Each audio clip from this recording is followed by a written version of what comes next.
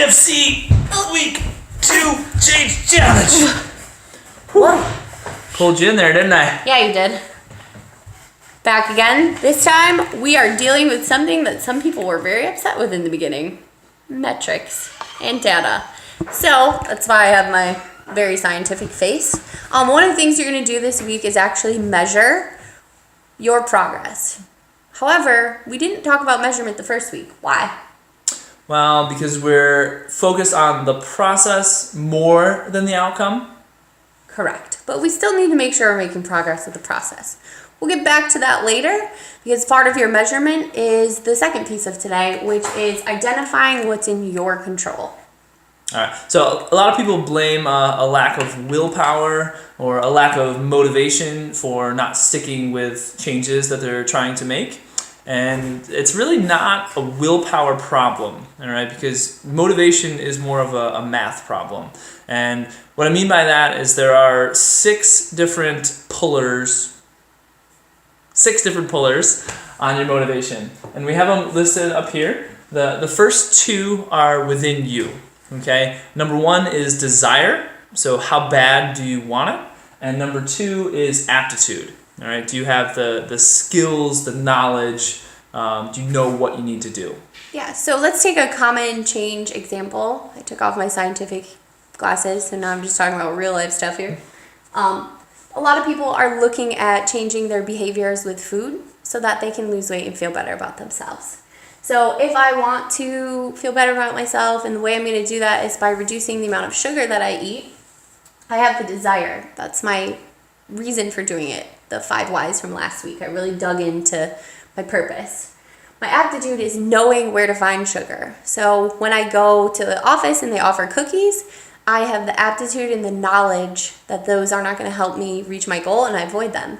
However, you might have a failure with your aptitude. You may fail to control or manage it if you're unaware of something. So I might turn to dates instead of cookies. Fruit in general, that probably is a good one, because I could eat 5 dates, they would taste delicious, and I'd be consuming much more sugar than I would have if I had just eaten the cookie. Yeah.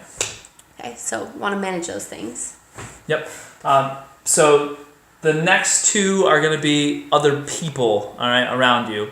And so number 3 is supporters. And so you think about the people in your life, especially the ones you're around most often. Do they support the change that you're making? And support can come in a few different forms. You know, it can be accountability, but basically if they're on the same page as you, then they are supporting you. All right, and then number 4 is expert, which basically that's going to be a coach, a mentor, somebody with experience in the change that you're trying to make. Yeah, and this is one of the ones where some red flags go up. What do you mean I'm going to control those around me? So you kind of have to switch the way you think about it. When we talk about supporters, it's those two aspects. Do they support me because they're in line with me? So this would be, I'm trying to eat less sugar. I could eat lunch with a group of people who purchase whatever's offered at the business, or there's another group of people that eat salads. They're part of a salad club. If that's in line with my goals, I can choose to be around people who support me because they're doing the same thing. But that's not always feasible or enjoyable. So the other piece of it is just communication. I can still eat with the people who are going out, but I need to communicate, hey, I'm trying to make this change, so I'm going to X. Yep, that's the key thing. And then the experts is really just finding somebody who's already traveled this road before. You know, learn from their mistakes. It doesn't mean you have to go search out a human being. It could be through literature, articles, YouTube videos, TED Talks. There's endless amounts of mentors and role models out there. Definitely. And everybody loves to share their own story. That's true. And then the last two are going to be the creating situations. Okay, so number 5 is incentives. So this is going to be rewards or punishments, big enough ones that they kind of get your pulse up. All right, and number 6 is going to be the environment itself. Do you have the tools that you need to accomplish the task? So the clothes, the gizmo, the yoga mat, whatever you need to make the change that you're trying to make. Do you have those tools? And they can also include removing the temptation to cheat or break the change. Yeah, so to revisit our reduction in sugar example, an incentive I could give myself is fruit, right? I can't eat a lot of sugar. It's not going to be in line with my goals, but I really enjoy the fruit. So I could set up a reward system where if I am able to stick to my pre-planned meals for 3 days, I will reward myself by adding a banana to my oatmeal. So it's still in line with my goals. It's okay to have some sugar, particularly when it comes in a healthy form. I'm not really taking progress away, but I'm still celebrating the accomplishments that I made and giving myself something to look forward to. The other end of that is punishments. Sometimes you need something to just prevent you from doing it.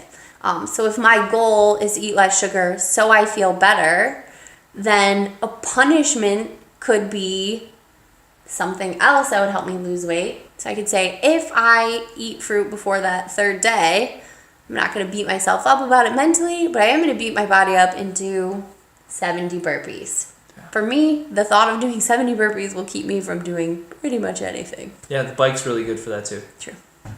And then the environment is just making it easy for yourself to make the right choice, right? So if you want to avoid sugar, don't have sugar in your house. However, you're going to go places where you're going to encounter sugar. So you also need tactics to deal with it. So if I know I'm going to be going out to eat and I'm going to be confronted with all these delicious, delectable sugar choices, I'm going to eat a small meal before I leave so I'm less hungry. And I'm going to bring my favorite sugar-free snack to eat after we leave the restaurant so that I'm not tempted. Awesome. Yeah, so key thing to keep in mind, all right? All 6 of these are constantly pulling either for your change, right, or against it.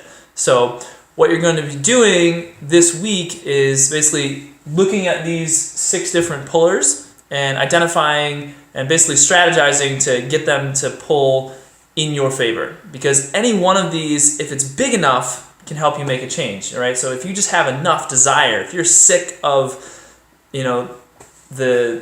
if you're sick of this problem, right, and you have enough desire, you can make the change. That can be enough. But your desire is never going to be consistently high enough. It's always going to be in flux. So having the other pullers pulling for you can basically make the difference between long-term change and short-term change. So in the example here we have drawn on the board, number 1 and number 2, the desire and the aptitude are there pulling for the change, but the other 4, so no supporters, no expert, no incentives, no environment, are pulling against the change. Pop quiz. I haven't said that since I quit teaching.